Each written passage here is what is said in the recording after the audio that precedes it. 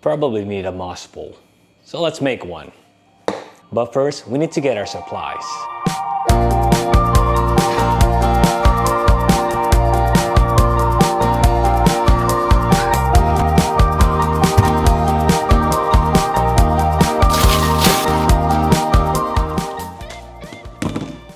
So now that we have our supplies, we can start making our moss bowl. Okay, first you'll need your hardware cloth. I like this specific brand because it's very sturdy.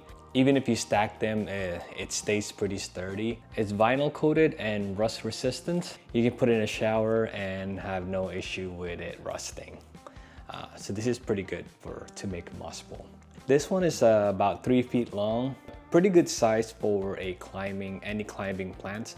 But I've stacked stacked 2 of these before, and that's probably the highest I can go, just because I live in an apartment. If I have space outdoor, I'm sure I can stack like 3 or more. But indoor, I think 1 or 2 of these will be enough. Then you'll need your sphagnum moss. You can get any kind, but I like this specific brand. And then you'll need your zip ties, and of course you'll need your wire cutter to cut your wire mesh. This one's optional.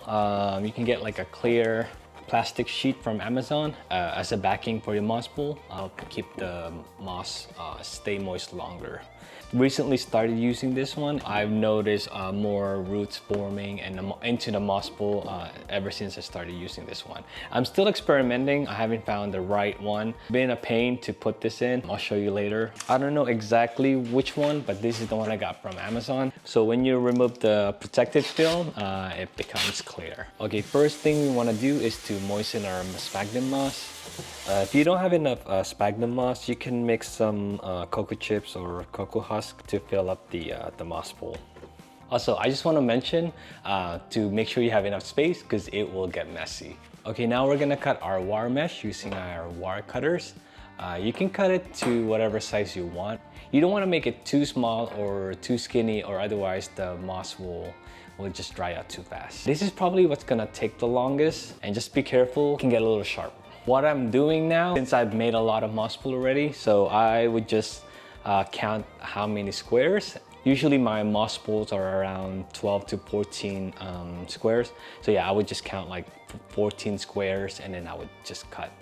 So 1, 2, 3, 4, 5, 6, 7, 8, 9, 10, 11, 12, 13, 14. And then I'll just make the first cut so I know exactly where.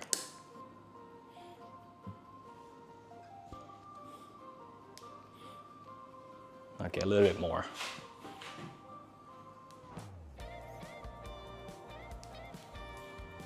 And then we're gonna go ahead and cut the wire mesh.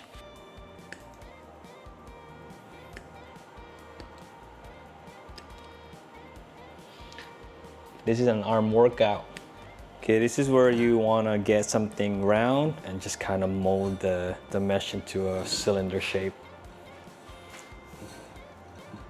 All right, as you can see, it's very sturdy. Oops, there you go. As you can see, it's very sturdy. So I like using this specific brand. Okay, now we're gonna fill it up with our sphagnum moss. Okay, we have our wet sphagnum moss here, and then we're just gonna fill up the moss bowl. And then you wanna squeeze out the extra water when you're filling up with moss. You don't want your moss to be soaking wet, filling up your moss bowl.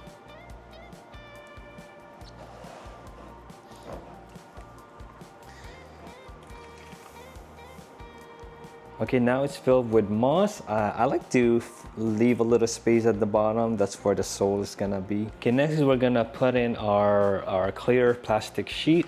I like to cut them in like small strips like this. Like I said, this is probably the hardest part of the process for me. I'm still experimenting on like what's the best way to put this in. Usually just slide it in. But it's hard when the moss is already there. It'll probably be easier if I put the clear sheet first, but this is what the zip tie is gonna be, and I usually like those in the back, out of sight. Yeah, the problem is once you put the clear plastic sheet, it's hard to close it in. Okay, I think what I'm gonna do is I'm just gonna start putting zip ties and start closing it.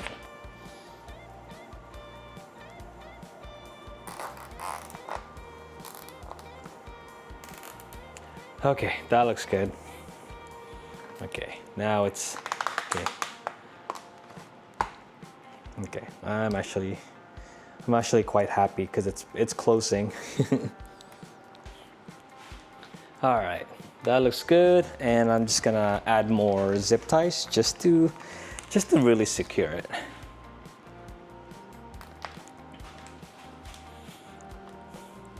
Okay, I think that's enough zip ties.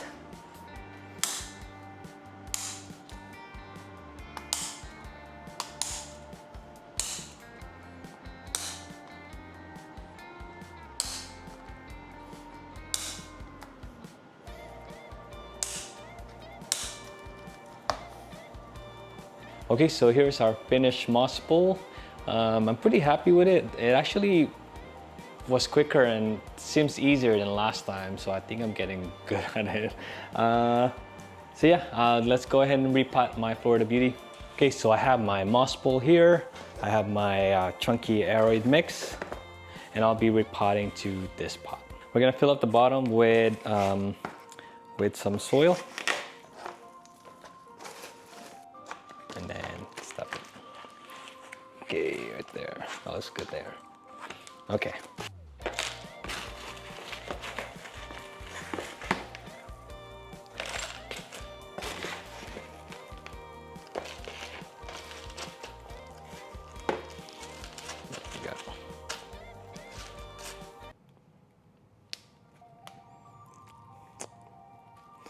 This is what I get.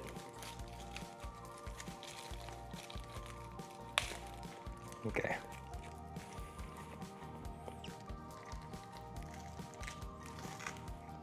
Okay.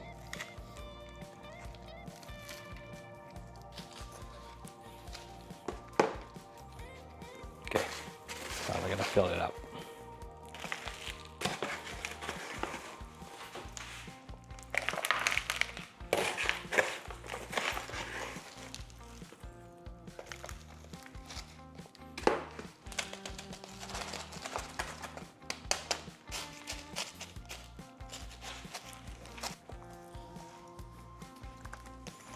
Okay, that looks good.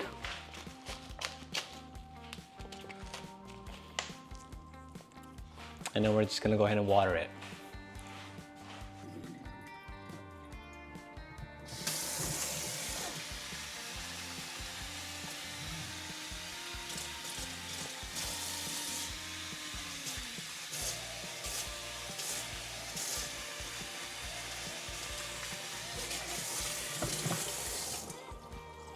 So here's my Florida Beauty. That looks pretty good.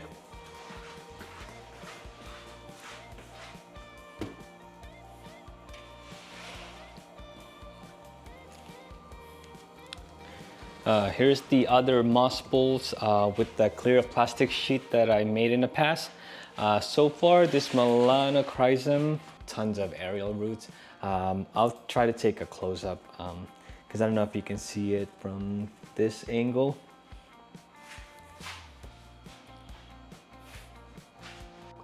So yeah, so this one is doing so well. Also, I always get asked how I'm able to lift up the pole and it's not falling. So usually the roots will eventually grow into the moss bowl and then will hold on to the pot itself. That's the reason why I'm able to hold this pretty securely. Yeah, I probably won't do it with this Florida Beauty that I just potted. If I pick this up, it'll probably just fall up and make a huge mess. So yeah, so this one, it's been growing for a while. The roots is probably all over the moss bowl and into the pot. So that's why I'm able to hold it like this. I like growing plants on moss bowls. I think it looks nice. I like when the plants grow into the moss bowl and it start maturing and start producing bigger leaves. I just like climbing plants in general. I also like the look of moss bowl. I think it looks nice, and they grow fenestrations when they start to climb up the moss bowl. Alright guys, that's the video for this week. Thank you for joining me. I hope you guys like it. Don't forget to like and subscribe, and I'll see you guys next time.